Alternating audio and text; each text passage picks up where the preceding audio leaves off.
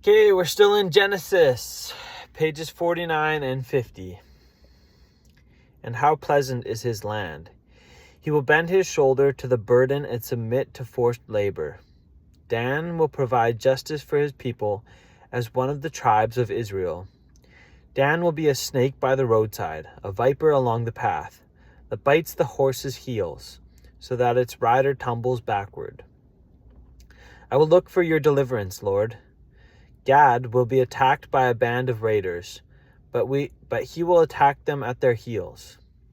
Asher's food will be rich. He will provide delicacies fit for a king. Naphtali is a doe set free that bears beautiful fawns. Joseph is a fruitful vine near a spring whose branches climb over a wall. With bitterness, archers attacked him. They shot at him with hostility, but his bow remained steady. His strong arm stayed limber, because of the hand of the mighty one of Jacob.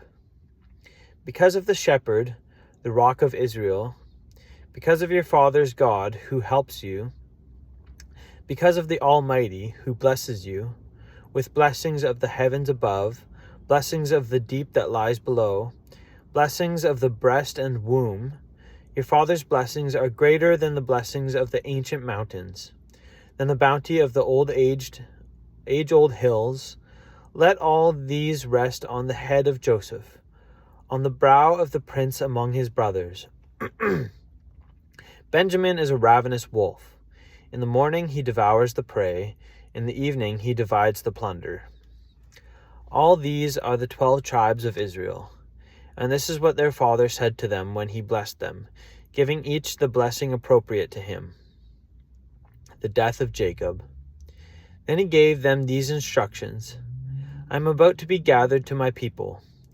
Bury me with my fathers in the cave in the field of Ephron and Hittite, the cave in the field of Machpelah, near Mamre in Canaan, which Abraham bought along with the field as a burial place from Ephron the Hittite.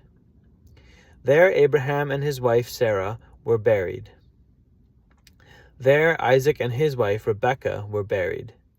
And there I buried Leah. The field and the cave in it were brought from the Hittites. When Jacob had finished giving instructions to his sons, he drew his feet up into the bed, breathed his last breath, and was gathered to his people. Joseph threw himself on his father and wept over him, and kissed him. Then Joseph directed the physicians in his service to embalm his father Israel. So the physicians embalmed him, taking a full 40 days, for that was the time required for embalming. And the Egyptians mourned for him 70 days. When the days of mourning had passed, Joseph said to Pharaoh's court, If I have found favor in your eyes, speak to Pharaoh for me. Tell him, my father made me swear an oath and said, I am about to die. Bury me in the tomb I dug for myself in the land of Canaan. Now let me go up and bury my father, then I will return. Pharaoh said, Go up and bury your father, as he made you swear to do. So Joseph went up to bury his father. All Pharaoh's officials accompanied him, the dignitaries of his court and all the dignitaries of Egypt, besides all the members of Joseph's household and his brothers and those belonging to his father's household. Only their children and their flocks and herds were left in Goshen. Chariots and horsemen also went up with him. It was a very large company. When they reached the threshing floor of Atad, near the Jordan, they lamented loudly and bitterly, and there Joseph observed a 7-day period of mourning for his father. When the Canaanites who lived there saw the mourning and the threshing floor of Atad, they said, The Egyptians are holding a solemn ceremony of mourning. That is why that place near the Jordan is called Abel Mizraim. So Jacob's sons did as he had commanded them. They carried him to the land of Canaan and buried him in the cave in the field of Machpelah, near Mamre, which Abraham had bought along with the field as a burial place from Ephron the Hittite. After burying his father, Joseph returned to Egypt, together with his brothers and all the others who had gone with him to bury his father. Joseph reassures his brothers.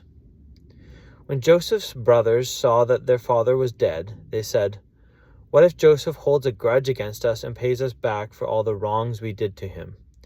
So they sent word to Joseph, saying, "Your father left these instructions before he died. This is what you are to say to Joseph. I ask you to forgive your brothers the sins and the wrongs they committed in treating you so badly. Now please forgive the sins of the servants of the God of your father." When their message came to him, Joseph wept. His brothers then came and threw themselves down before him. "We are your slaves," they said. But Joseph said to them, "Don't be afraid. Am I in the place of God? You intended to harm me, but God intended it for good, to accomplish what is now being done, the saving of many lives. So then, don't be afraid. I will provide for you and your children." And he reassured them and spoke kindly to them. The death of Joseph.